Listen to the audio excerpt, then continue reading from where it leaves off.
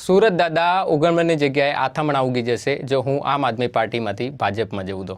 એવું હું નથી કહેતો, એવું રાજુભાઈ કરપડા કહે છે। નમસ્કાર, આપની સાથે હું મયુર। વાત કરવી છે ફાયર નેતા રાજુભાઈ કરપડાની। ખેડૂત આગેવાન છે, ખેડૂતો માટે અનેક પ્રશ્નો ઉઠાવ્યા છે, અનેક આંદોલનો કર્યા છે, તેમની વિસ્તારથી વાત કરવી છે। રાજુભાઈ કરપડા સુરેન્દ્રનગરના મૂળી તાલુકાના દુધઈ ગામના વતની છે।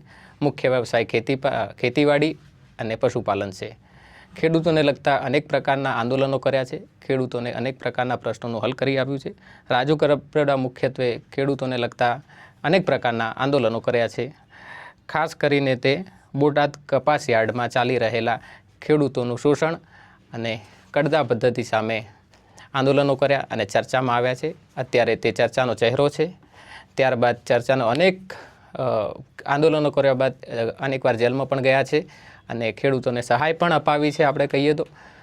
અને ત્યારબાદ ચર્ચાનો ચહેરો બન્યા બાદ આપમાં જોડાયા હતા અને આપમાં પણ તેમને ઘણા બધા ખેડૂતોને લગતા આંદોલનો કર્યા અને એકવાર જેલમાં પણ ગયા। ખેડૂતો માટે ઘણા ઉપડીને આવતા એક ચહેરો હતા, ચર્ચાનો વિષય છે। ત્યારબાદ તે હવે ભાજપમાં જોડાય છે ત્યારે તેમનું એક નિવેદન વાયરલ થાય છે કે સુરત દાદા ઉગમણની જગ્યાએ આથમણા ઉગી જાય જો હું ભાજપમાં જાઉં અને જો કેસરીઓ પહેરું તો।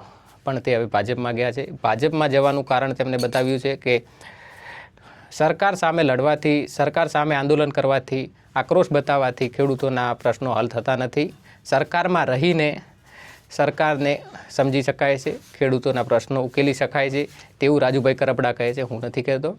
પણ હવે આવનારા સમયમાં જ ખબર પડશે કે રાજુભાઈ કરપડા આંદોલન કરે છે કે નથી કરતા, કેમ કે તેમને તેમની જ સરકાર સામે લડવાનું રહેશે।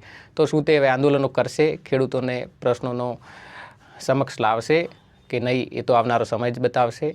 પણ હવે એક સવાલ એ પણ છે કે રાજુભાઈ કરપડા આપમાંથી ભાજપમાં જઈ શકે છે તો ભાજપમાંથી પાછા કોંગ્રેસમાં પણ જઈ શકે છે કે નહીં, કોંગ્રેસમાંથી આપમાં આવશે કે આપમાંથી પાછા ભાજપમાં જોડાઈ શકે છે નહીં, એ પણ એક પ્રશ્ન છે। નમસ્કાર।